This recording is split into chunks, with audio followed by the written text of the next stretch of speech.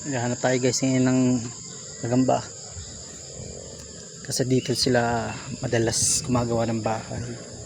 Kung kailan maggagabi, takip silim. Ito na nga, may nakita na ako isa. Nakita niyo pa yan guys. Gagamba yan guys. Malaki na rin yan. May isa na tayo nakita.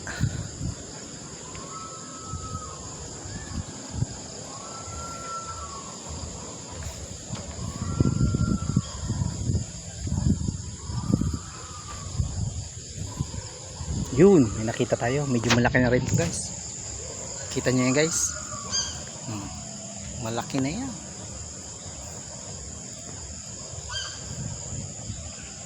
Laki na siya guys. Gumagawa ng bahay. Kitang kita niya. Butchog na. Butchog.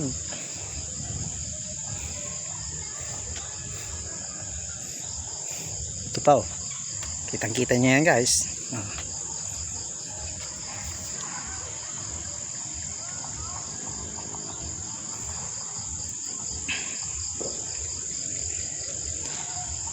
Pag ganitong oras talaga gumagawa sila ng bahay. Ito pa oh, sa ilalim. Kulay orange.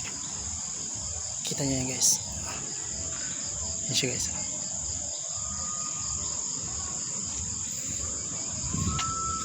Dami pala rin rito eh. Dito sila gumagawa ng bahay.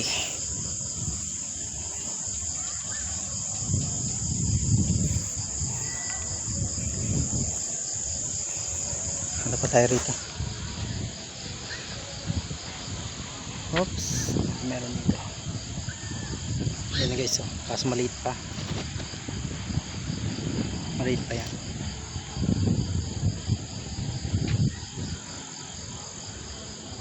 Yung kanina dalawang malaki yun eh. Tapos medium size yung iba. Ito po mga baby pa, pero mga panlaban, mga pandigma. Yan po, may mga pandigma maliliit pa.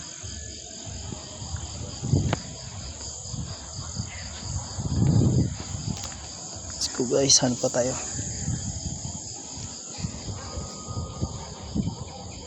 Uy, may nakita na naman ako. Kita niyo yan guys. Yan siya. Mga pwede na panlaban.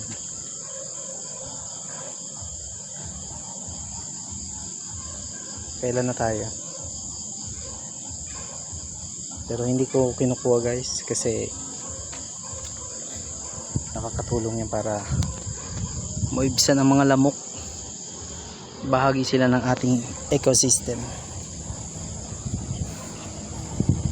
Silang tumutulong para makabawas sa mga insekto.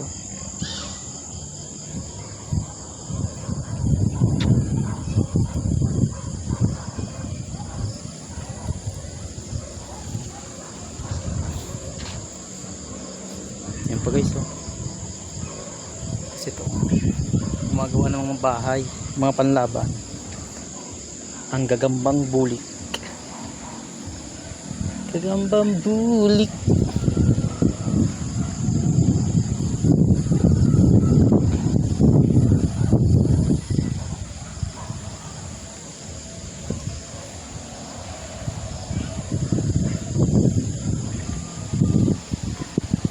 Dito siguro meron yan kasi medyo makapal.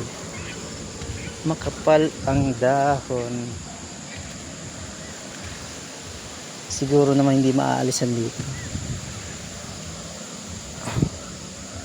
Pero makati ang mga lamok. May mga lamok na umaatake. Ay wala. Wala yata nakatira rito. Wala akong nakita ng gagambang bulik.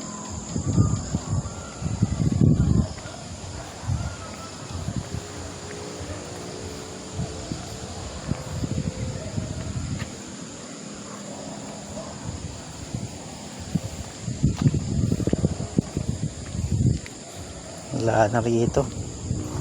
Wala na.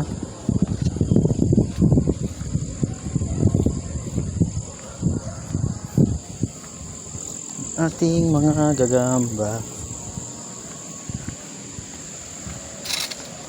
ubos na, wala na akong nakikita.